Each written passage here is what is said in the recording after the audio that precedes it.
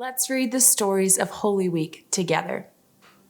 Jesus went on towards Jerusalem, walking ahead of his disciples, as he came to the towns of Bethphage and Bethany on the Mount of Olives. He sent 2 disciples ahead. "Go into that village over there," he told them. "As you enter it, you will see a young donkey tied there that no one has ever ridden. Untie it and bring it here. If anyone asks, 'Why are you untying that colt?' just say, 'The Lord needs it.'" So they went and found the colt just as Jesus had said. And sure enough, as they were untying it, the owners asked them, "Why are you untying the colt?" And the disciples simply replied, "The Lord needs it." So they brought the colt to Jesus and threw their garments over it for him to ride on. As he rode along, the crowd spread out their garments on the road ahead of him. When he reached the place where the road started down the Mount of Olives, all of his followers began to shout and sing as they walked along, praising God for all the wonderful miracles they had seen. "Blessings on the King who has come in the name of the Lord, peace in heaven, glory in the highest heaven." But some of the Pharisees among the crowd said, "Teacher, rebuke your followers for saying things like that." He replied, "If they kept quiet, the stones along the road would burst into cheers." The leading priests and teachers of the religious law were plotting on how to kill Jesus, but they were afraid of people's reactions. Then Satan entered into Judas Iscariot, who was one of the 12 disciples. And he went to the leading priest and captains of the temple guard to discuss the best way to betray Jesus to them. They were delighted, and they promised to give him money. So he agreed and began looking for an opportunity to betray Jesus so they could arrest him when the crowds weren't around. When the time came, Jesus and the apostles sat down together at the table. Jesus said, "I have been very eager to eat this Passover meal with you before my suffering begins. For I tell you now that I won't eat this meal again until the meaning is fulfilled in the kingdom of God." Then he took the cup of wine and gave thanks to God for it. Then he said, "Take this and share it among yourselves, for I will not drink wine again until the kingdom of God has come." He took some bread and gave thanks to God for it. Then he broke it into pieces and gave it to the disciples, saying, "This is my body, which is given for you. Do this in remembrance of me." After supper, he took another cup of wine and said, "This is the cup of the new covenant between God and his people, an agreement confirmed with my blood, which is poured out as a sacrifice for you. But here at this table, sitting among us as a friend, is a man who will betray me. For it has been determined that the Son of Man must die. But what sorrow awaits the one who betrays him." The disciples began to ask each other which one of them would ever do such a thing. Then, accompanied by the disciples, Jesus left the upstairs room and went, as usual, to the Mount of Olives. There he told them, "Pray that you will not give in to temptation." He walked away, but a stone's throw, and knelt down and prayed, "Father, if you are willing, please take this cup of suffering away from me. Yet I want your will to be done, not mine." Then an angel from heaven appeared and strengthened him. He prayed more fervently, and he was in such agony of the Spirit that his sweat fell to the ground like great drops of blood. At last he stood up again and returned to the disciples, only to find them asleep, exhausted from grief. "Why are you sleeping?" he asked them. "Get up and pray so that you will not give in to temptation." But even as Jesus said this, a crowd approached, led by Judas, one of the 12 disciples.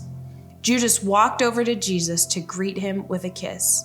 But Jesus said, "Judas, would you betray the Son of Man with a kiss?" When the other disciples saw what was about to happen, they exclaimed, "Lord, should we fight? We brought swords." And one of them struck at the high priest's slave, slashing off his right ear. But Jesus said, "No more of this." And he touched the man's ear and healed him. Then Jesus spoke to the leading priests, the captains of the temple guard, and the elders who had come for him. "Am I some dangerous revolutionary," he asked, "that you come with swords and clubs to arrest me? Why didn't you arrest me in the temple? I was there every day." But this is your moment, the time when the power of darkness reigns. So they arrested him and led him to the high priest's home. At daybreak, all the elders of the people assembled, including the leading priest and the teachers of the religious law. Jesus was led before this high council, and they said, "Tell us, are you the Messiah?" But he replied, "If I tell you, you won't believe me. And if I ask you a question, you won't answer. But from now on, the Son of Man will be seated in the high place of power at God's right hand." They all shouted, "So you are claiming to be the Son of God?" And he replied, "You say that I am." "Why do we need other witnesses?" they said. "We ourselves heard him say it." Then the entire council took Jesus to Pilate, the Roman governor. They began to state their case. "This man has been leading our people astray by telling them not to pay their taxes to the Roman government and by claiming he is the Messiah, a king." But the mob shouted louder and louder, demanding that Jesus be crucified, and their voices prevailed. So Pilate sentenced Jesus to die as they demanded, and as they had requested, he released Barabbas, the man in prison for insurrection and murder. But he turned Jesus over to them to do as they wished. 2 others, both criminals, were led out to be executed with him. When they came to a place called the Skull, they nailed him to the cross.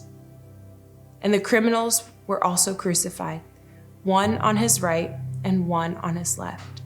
And Jesus said, "Father, forgive them, for they don't know what they are doing." By this time, it was about noon, and darkness fell across the whole land until 3 o'clock. The light from the sun was gone, and suddenly the curtain in the sanctuary of the temple was torn down the middle. Then Jesus shouted, "Father, I entrust my spirit into your hands."